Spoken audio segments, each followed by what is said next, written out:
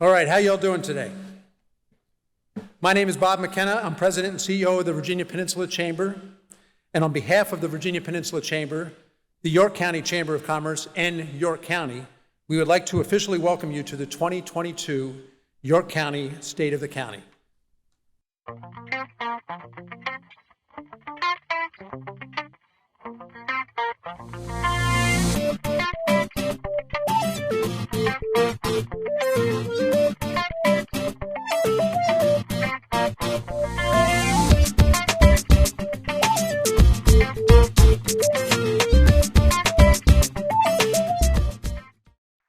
On behalf of the York County Board of Supervisors, I'd like to welcome all of you to our second State of the County event. There's many things that have been going on in York County that we're very proud of. We've had several accomplishments. We are making our move. There's so many things that are moving around in York County, and our hope is that we can all move forward together. Today's format's a little different than what you've been accustomed to, but it's a format that Neil and I are very comfortable with, and we hope that you will enjoy it. I think Neil, at this point, it represents how we work well together, and so let's show them how we do it. We'll be covering several different subjects. So let's move on and get on with the conversation. Well, thanks, Sheila. Good afternoon, everyone. We do feel like this sort of collaborative conversational mode here is kind of symbolic of the York County way. We pride ourselves in York County on the elected officials and the staff pulling together as a team, and this is just kind of a little icon for that approach. So our theme is, all about moving forward. And Sheila, why don't we start with you sort of articulating what does that mean to you? Right. Yes, it's Making Our Move is an apt title for this year's report to the county. We always need to be thinking about the future, what can be and what we can accomplish. It's not just thinking about the needs of today or tomorrow, but the needs of the future, and looking forward to what we can really accomplish. And I think it's important, however, even though we always are focused toward the future, is to highlight what's going on today and what we've been able to accomplish. There's so many different things that have been going on in the county this past year. I've never seen it happen this way before, and I don't know whether we will ever see it happen this way again. So I think, Neil, we need to move forward. Yeah, so, when you think about the last 2.5 or 3 years, it's quite remarkable that, as you say, there's so many things going on in the private sector as well as the public sector, and there's a certain irony that we're talking about all that just, so soon after this kind of really this scary, pandemic period. There's also some interesting interrelationships. As tough as that was for all of us in many ways, it's also true that because of federal and state assistance, the county and the local governments in the region received a lot of funds that we wouldn't have otherwise anticipated. And the first thing we want to talk about is some of the big capital projects that are going on in the county, which the Board of Supervisors and the staff, and I believe the citizens, feel really good about. And some of that is possible because we feel like we have wisely used some of that assistance for cash capital and long-term investment. That's right. So maybe we start with a little conversation about some of those big building projects and maybe certain ones that you like especially. And just the one that I'm most interested in, after 20 years, we're finally going to see the expansion of the Yorktown Library. And I said, we thought we were going to be able to announce that it was going to be opening shortly, but I think some of the other people have had problems also with supplies, et cetera, and so forth. So I think it's going to be delayed, but I guess I have to say after 20 years, what's a month or so, opening it. But it better be opening soon. Right, Neil? Thank you. Okay. So one way or another, by definition, we're going to have a ribbon cutting by Christmas time. When the library opens, there's going to be a much larger section for children, which we really want to get children to read at an early age. because if we start them then, they'll be reading at my age. So that's one thing that's very good. Also, there's going to be more room for community events because they've added more meeting space there. And then there's going to be more smaller meeting rooms for organizations and so forth, and study rooms for students. And of course, it's going to have state-of-the-art technology, which is really important. Libraries are not the same as they used to be, but they're still fantastic. And when we finally have a date, you all are invited to come. So you talked about state-of-the-art technology. One of the investments the board has made in recent years is in high-speed fiber, and the Yorktown Library is one of the beneficiaries of that. So when it does reopen, we're going to have screaming fast internet at the library. And talking about moving forward and projects, of course, there's some other really big ones going on. So why don't we pivot and talk about Fire Station number 7. Right. I'm looking forward to that ribbon cutting ceremony as well. The Board of Supervisors approved the reuse of an existing building, and that has made a huge difference. And with money that we received from the federal recovery grants, you all were able to build it, and improve it, and not have to carry any loans. So it's paid for in full. It's important that we had a new fire station. We've needed it for a while in the Upper County. This one is located on Moortown Road. And what this is going to do is help us to maintain our wonderful response times and also more quickly come to the aid of our partners in the Historic Triangle. There's another construction project that is also very, very important to the county. It's the law enforcement building, and that's down on Goodwin Neck Road. Neil knows a lot more about that, don't you, Neil, than I do, so please fill us in.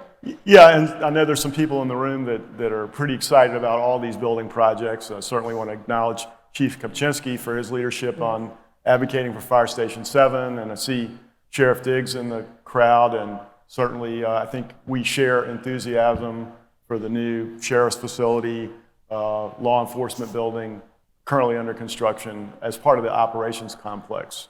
So everybody understands kind of, I guess, intuitively what's in a law enforcement building, but it's probably worth commenting a little bit. In addition to the building that houses most of the staff for the sheriff's office, it's going to have some features that bring York County law enforcement into this century and really put us in a good position for the foreseeable future. We think of this as a project that we're building for at least the next 50 years. You're going to have training facilities inside the building, unlike anything our law enforcement's ever had the opportunity to enjoy previously. Of course, good technology, an opportunity to protect all the specialized vehicles that come with that kind of operation. Something a lot of people don't think about, evidence evaluation and evidence storage is critical, especially to successful prosecution. And so we're going to be in a good place with all of that. And very interestingly, we don't have a ton of good meeting spaces. And so this new building is going to feature a large community room, which of course can be used for the sheriff's purposes, but will also be available for county public meetings in a variety of types. So really exciting, some really significant projects that we're very proud of. Okay. Neil, I know that the state gives us one deputy per 1,500 residents, but we have more than that. What is our ratio? Yeah, so, local governments all around the state kind of whine that, the assistance from the Commonwealth really doesn't match up with true needs of any of our localities when it comes to public safety. I believe our ratio is about 1.4 law enforcement officers per 1,000 residents. A typical average for a community of our size would be more like 1.8. So, you could put a negative spin on that and say we don't have as many cops as some other places of our size. You could put a positive spin on it and say we don't need as many cops as some other places of our size. But it's probably also important to mention that the Board of Supervisors has supported the incremental growth in our law enforcement staff, and we've grown in the last 5 years by about 12%. And before we move on, Niels, I think maybe some other topics would be also of interest, especially the other infrastructure things like utilities, stormwater, and dark fiber. Yeah, so, obviously we all get excited and see those structures that come out of the ground that we were talking about, but it needs to be said that there are a lot of other major infrastructure investments going on in our community. Certainly one of the high visibility ones currently underway is the continued drainage improvements that really would help the Edge Hill community in a serious heavy rain event. And you can see that work underway. That's about a $4 million project. It does include some state revenue sharing. We're in the early stages of delivering sewer in an area really right across the street here. It's called the Whites-Faulkner project. And some of you might be surprised to know, and I certainly was surprised to learn a few years ago, that wouldn't you think all of Route 17 had public sewer? Guess what? Yes. It doesn't. We don't. But it will when we complete this project over the next 2 to 3 years, and that's going to both serve some of the businesses in this part of Route 17, as well as some residences west of Route 17 that currently don't have access to that. Dark fiber, everybody's talking about it. The Board of Supervisors last year allocated $1.5 million of what amounts to recycled federal assistance, and we are currently installing dark fiber to connect all of our public buildings in the Upper County, and by sort of priming the pump with that infrastructure, individuals and companies will have access to that high-speed internet service, giving another choice in the Upper County, which they currently don't enjoy. That's important, especially for our businesses and expansion of our businesses. So if we're talking about moving, got to talk about transportation. Of course. Lots of different things come to mind when you say transportation. So Sheila, why don't you talk about the big ones first? Oh, yes. I think we're all going to be very happy to know that the widening of I-64 to the Upper County line is now complete. That has been a boon for people who commute and also for travelers. And of course, York County depends an awful lot on our tourism because that helps us to keep our tax rate low. So, the other news there, for many years, we've been making a lot of noise along with other peninsula communities and indeed all of Hampton Roads. When is the state going to help fund closing the gap on I-64 so it's 6-lane all the way to Richmond? And just here in the last few months, the General Assembly has allocated substantial funds for that purpose. Still a work in progress, but it's quite possible that a part of that last piece of Interstate 64 could be under construction by this time next year. And keep your fingers crossed. Yes, it is. The FY23 budget did have substantial startup fundings, but so much more money is really going to be needed before they can complete the process.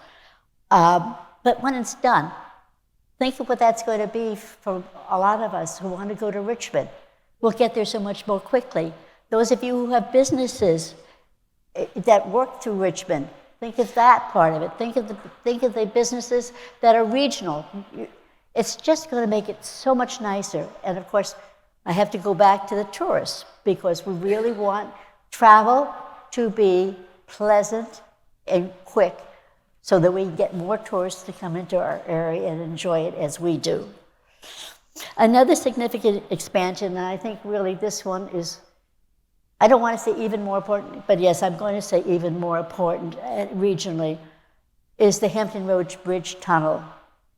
The HRBT cost $4 billion. That is huge, but it's so strategically important to the region. Tom Shepard and I have been involved for many years, one way or the other, on transportation projects, trying to get these transportation projects to happen. And it's so nice to be able to say now that it is actually happening. And it's happening because for the first time that I can remember, all the local governments have bought into the expansion of the Hampton Roads Bridge Tunnel. These construction projects don't just happen, as you know.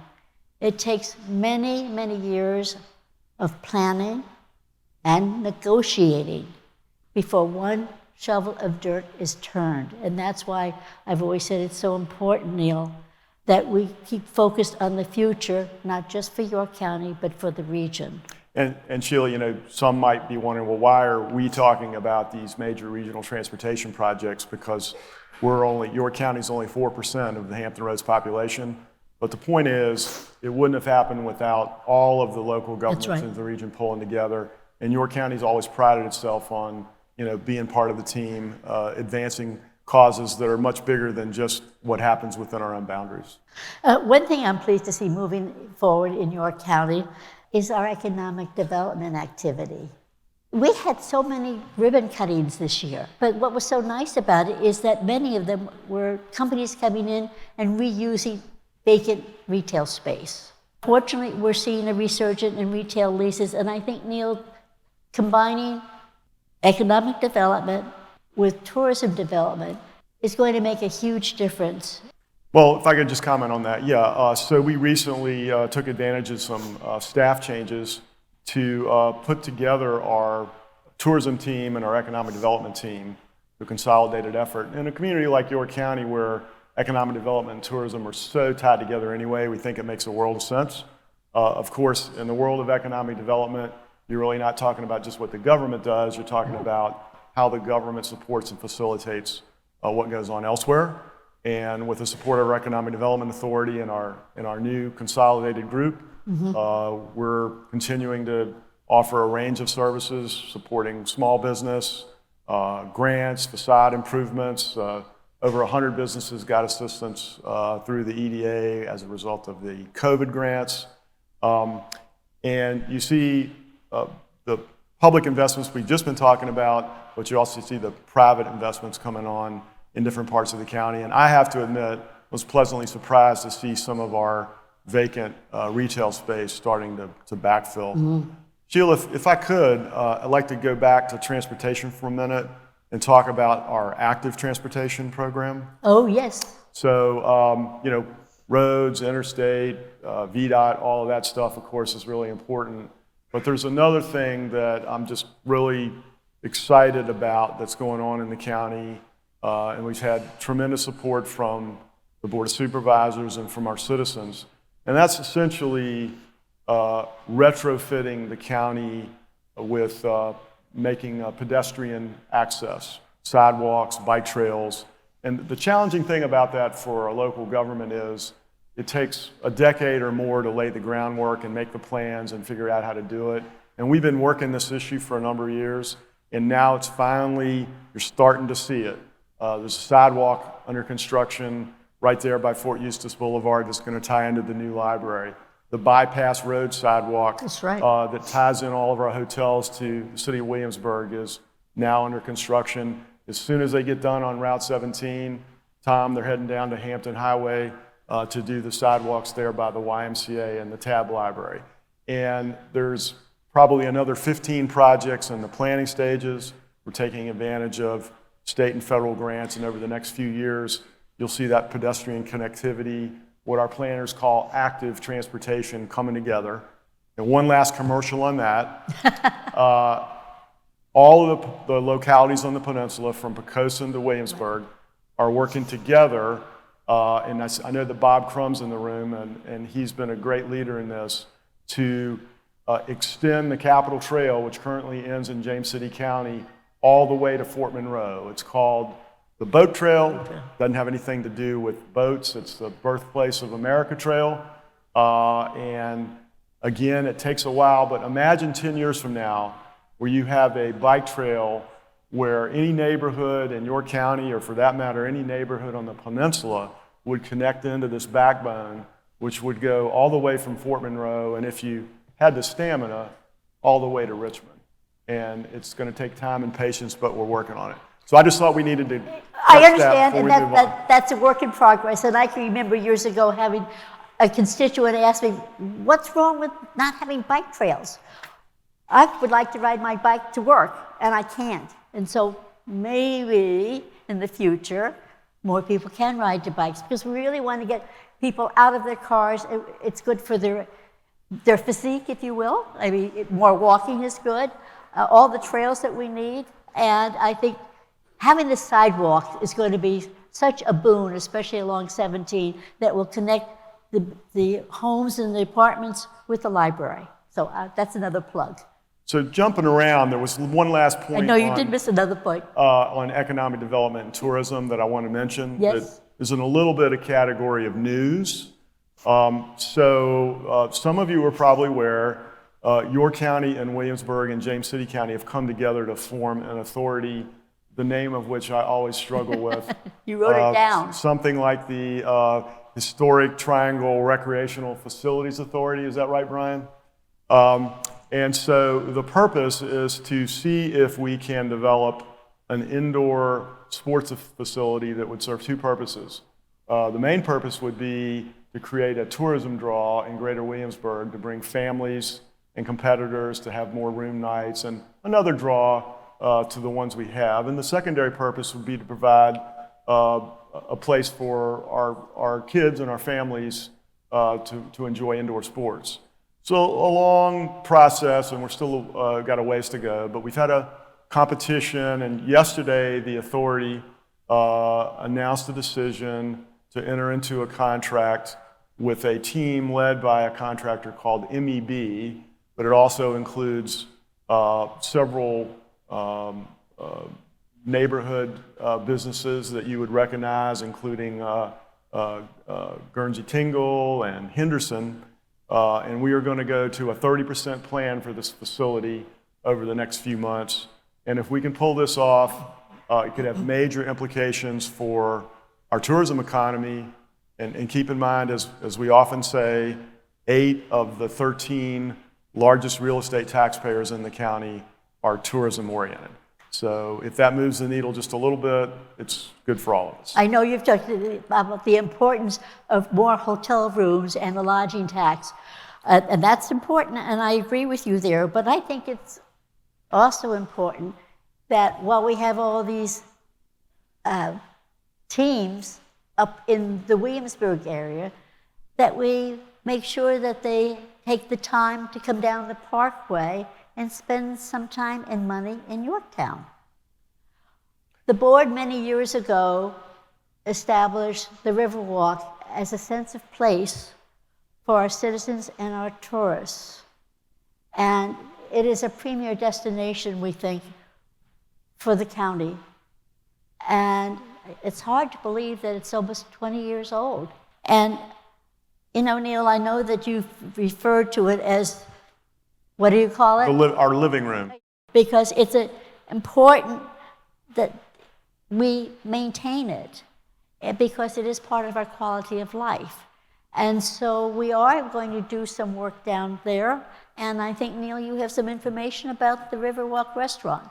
Yeah, sure. So it's my view that I think you would all agree, all great communities have a place that you think of as our living room. And the way I ask the question sometimes when I talk to the Youth Commission, for example, is, do you have relatives or friends visiting in York County? Where do you take them? And I have never gotten but one answer, and that's the Yorktown waterfront. And as Sheila mentioned, the county in its wisdom many years ago made that investment, and we have to refresh it. And Riverwalk Water Street, the large restaurant complex down there, which the county owns and leases to the EDA, which and then in turn subleases, needs a refresh to stay competitive. It is the largest draw in the Riverwalk area. So we have a plan that has been designed. The EDA has been sponsoring the work. A lot of the funding in place for it is some of the federal aid that the board has set aside.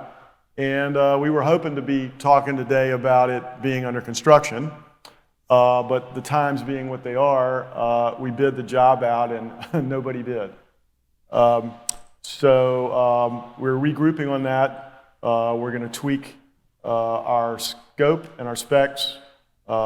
And so the current proprietor would want you to know the restaurants will be open this winter. Go ahead and plan your holiday parties. And we are going to rebid the job in the spring. That's good though. When it's finally done, the upgrades in this service will be so much more efficient, and of course the ambience more of a draw.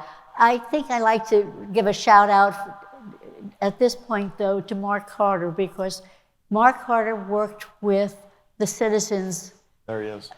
and focused on the Riverwalk. And it's through the vision of Mark and the Board of Supervisors before that, and those of us who arrived, that we were able to actually build the Riverwalk. And driving down the hill and looking out at the river, it's a beautiful, beautiful look, and I hope that you all come in and enjoy it. And I'll get off my soapbox. But you know, we're talking about, it's a definite move in the right direction for preserving and investing in the future, because we call it our premier destination. But you know what? Real estate agents tell me that the schools are definitely a destination for families who are moving here. And I bet there's some people out there who did move to York County because of the quality of the education that they get. York County schools are the best, I will say, if I can, on the peninsula. You may. May I? Thank you. And I think that the board has really supported the schools because we recognize how valuable they are to the quality of the life of our families. And so I would say that about 30% of our budget goes towards the school operations. And I think, Neil, you told me more than that. Well, I'm being very conservative. But at any rate, I think you also said about 50% of our CIP actually goes towards their infrastructure. Can we talk about that?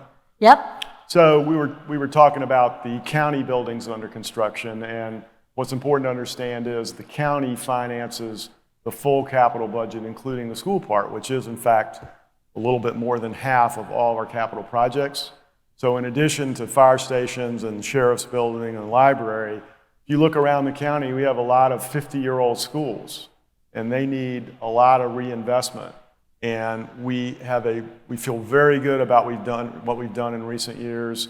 We're not sure if we're ever going to have to build any new schools or not. We're still kind of monitoring that. But what we are sure of is we need to reinvest in the school facilities that we have. Right now, the big ticket item underway, a little inconvenience if your kids go to that school, is Seaford Elementary, getting a total redo.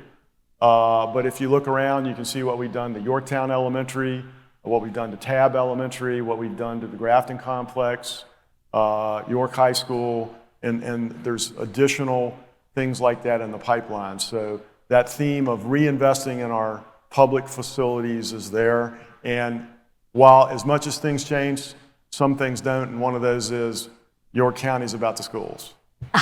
Absolutely. And I'm sure if you drive down Seaford Road, you're going to see all that construction that's going on down there now. It's probably very inconvenient for the teachers and the students and even the families, but just think about it. When that school is finished, it's physically almost a brand new school and an expanded school.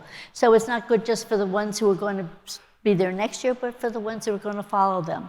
And that's very important. And as you said, over the ensuing years, we're also going to be focusing on another elementary school, middle school, and high school for their upgrades as well. But isn't there something else that you would like to say with regard to the county operations per se? Yeah, thank you. And I know a lot of the business people in the room are having the same experience. This is a very challenging time when it comes to anything related to workforce. And, we are in that boat, the schools are in that boat.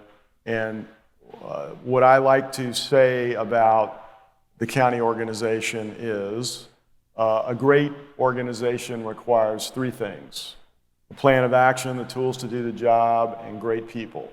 And we're really focused on keeping the great people we've got and recruiting great people for the future to sustain the quality of life that we all enjoy here. We're working really hard on that. Won't bore you with all the details, but as you all know in your businesses, That's really a tough nut to crack right now. And with the board's help, we're going to keep the county staff, at the top of their game. Thank you, Neil. And I want to thank all of you for joining us today.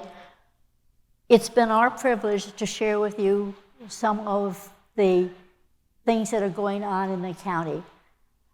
I hope you've liked the change in the format, and I hope you will continue to support your local governments wherever you may live, because they try to support you. Nobody does anything by themselves. It takes teamwork. It takes teamwork with the board members. It takes teamwork with the staff. And together we can plan, have a focus on the future and believe in the future, and then together making our move. Thank you for coming, and enjoy the rest of your day. Thank you.